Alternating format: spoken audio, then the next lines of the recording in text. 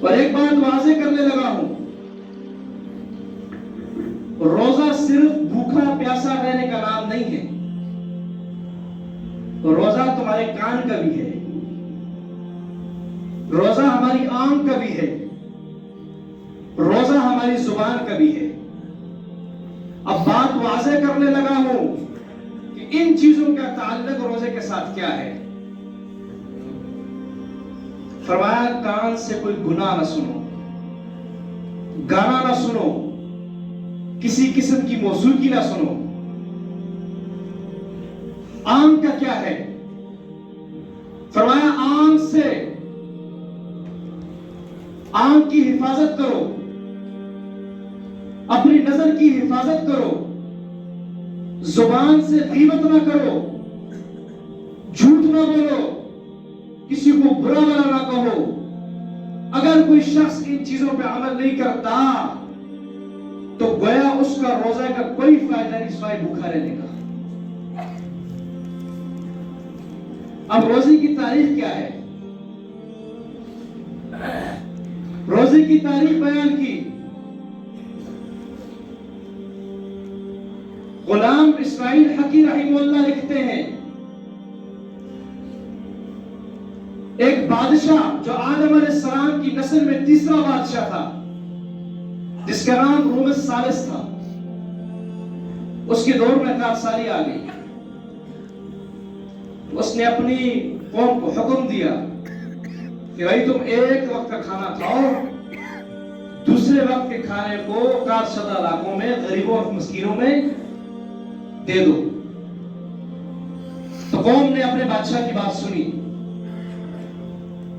ایک وقت کا کھانا کھاتے اور دوسرے وقت کا کھانا غریبوں اور فقیروں میں بانٹ دیتے۔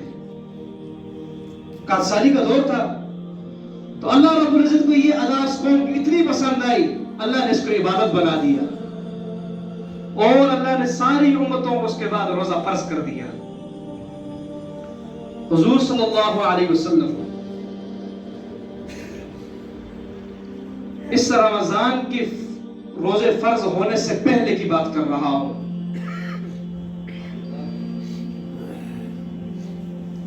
ایام 20، 13، 14، 15، ہر مہینے کی 13، 14، 15 کو روزہ رکھا کرتے تھے۔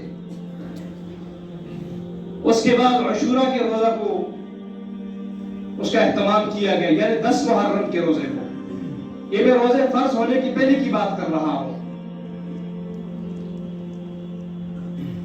اس کے بعد 10 محرم کے روزہ رکھا کرتے تھے، اور صحابہ کو بھی کہا روزہ رکھو۔ پھر سن 2 ہجری کو واقعہ بدر سے 1 مہینہ قبل 17 شعبان کو رمضان کے روزے کو فرض کر دیا گیا۔ اور عائشہ رضی اللہ تعالیٰ عنہ روایت کرتی ہیں کہ اب جس کا جی چاہتا ہے وہ 10 محرم کا روزہ رکھو، جس کا جی چاہتا ہے وہ نہ رکھو، کیونکہ اب تم پر ایام معدودہ کے روزے، یعنی دن کے مقرر روزے 29 یا 30 روزے تم پہ فرض کر دیے گئے ہیں۔ حضور صلی اللہ علیہ وسلم نے سن 2 ہجری کے بعد، روزے فرض ہونے کے بعد، سن 11 ہجری رمضان سے کچھ عرصہ قبل انتقال فرمایا۔ حضور نے اپنی زندگی میں 9 رمضان کے روزے رکھے، جن میں 2 رمضان 30 کے تھے اور باقی 7 29 کے۔ اور یہ بات اچھی طرح سے نشین کر لیں، اگر روزے 29 کے ہوں یا 30 کے ہوں تو میں ثواب اللہ 30 کا ادا کریں گے۔ جس طرح آیا ہے کہ کوئی شخص بھول کے روزہ کھا لے تو حدیث میں آتا ہے وہ اللہ کی طرف سے انعام ہوتا ہے، وہ اللہ کی طرف سے انعام ہوتا ہے اور روزہ بھی نہیں ٹوٹتا۔ تو یہ بات وہی نسبت کرتی ہے کہ 29 روزے ہوں یا 30 ہو، ثواب اللہ 30 کا عطا فرمائیں گے۔